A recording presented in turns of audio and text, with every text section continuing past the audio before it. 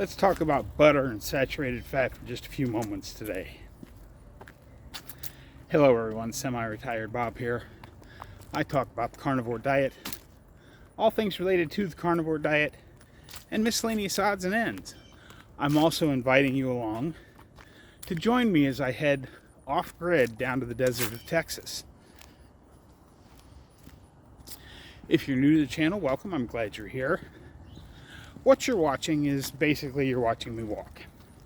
I know that doesn't seem exciting, but if you consider 2.5 years ago I couldn't do this, I could barely stand for a couple minutes without severe pain, it becomes a little bit more interesting. If you're returning to the channel, welcome back. It means a lot to me that you spend just a few moments of your day with me. I would like to ask y'all to help me out just a little bit. Go ahead and hit that thumbs up button. Drop down in the comments and say, "Hi, Bob." And if you haven't subscribed yet, please consider subscribing. All these things are absolutely free and help me get the word out that it's never too late to change your life. I'm 61 years old and I'm doing things I couldn't do when I was 40. Before we start talking about butter and saturated fat and all that other stuff, I'm going to turn the camera around just so that you can see, hopefully, the good looking trees. They're actually, as you can see, a lot of the leaves are down already, but this one over here is just starting to turn up top with some red.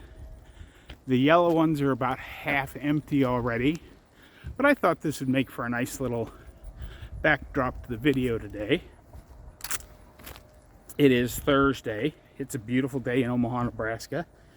It's about 62 degrees right now, which is not too bad. But yeah, saturated fat, butter, lard, ghee, tallow. If you look back, and I have, back in the early 70s, late 60s, early 70s, it was estimated that the average consumer ate about 15.5 pounds of butter a year. Now today, it's less than 3. What else has happened in that time frame? All of the diseases that are out there have gotten worse and worse and worse.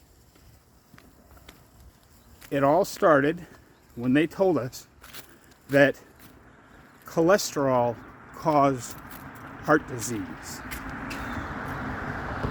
and how butter and other saturated fats were bad for us. And now what's happened? Everything just keeps getting worse and worse and worse. The good news is that the use of saturated fat is going up. Not nearly as fast as it went down, but the American public is starting to wake up, as is the rest of the world. Let me go ahead and flip this camera back around here. Everybody is slowly waking up to the fact that it's not saturated fat that causes heart disease. If it was, shouldn't heart disease rates be going down between the reduced amount of saturated fat that we all eat, all of the cholesterol lowering medications, and other medical treatments that are supposed to reduce heart disease? That's what our doctors tell us when they prescribe these meds. Oh, it's going to reduce your risk of having a heart attack. Well, nobody wants to have a heart attack. That's pretty obvious. But the heart disease rates just keep going up and up and up. So why is that? Why is it that since starting the carnivore diet, my heart disease markers have improved? My CAC score has gone down, and my ejection fraction has gone up. Those are the only two markers I can really tell you about, because they're the only two markers I have personally. And I'm not making any claims. I'm not saying that if you start eating a bunch of butter and cooking in tallow and lard that you're going to get better. That's not what I'm saying. I'm saying do the experiments for yourself. Check it out for yourself. See if perhaps increasing your saturated fat helps out. And, on the flip side of that, is it really, I believe it is the saturated fat that helps us. But I also believe what they replaced it with, all of the seed oils, are bad for us. Not just not as good for us. I believe they are bad for us. And I'm not going to say there's a lot of data out there to support it, because there just isn't. But I can tell you how I feel. And I've seen many, many people on my channel talk about how they feel. But very quickly here, I'm going to go ahead and flip the camera back around again, because I am getting ready to start loading this thing up. But I unlocked the door today, and I put my fridges and my freezer in there just so I could show you. This big one blocking the door is my freezer, and that is my fridge. And let me go ahead and push this further back out of the way so I can talk to you just a little bit. That white table is a folding table, and what I will do once I get down there and get my portable garage set up is I'll set the table up there as my desk, and both the freezer and the fridge will go underneath of it with one big power station in the back, in like the nose of the trailer. Because when this table's set up, because it's flat, it comes to about the front of those metal strips.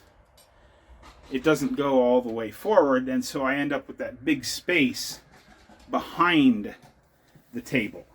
And I'll show you all that as I get it set up. This is not really a van life style tour, but as you can see, these are my dressers. I'm still missing a drawer. I think it's in the garage, and I'm sitting on my bed.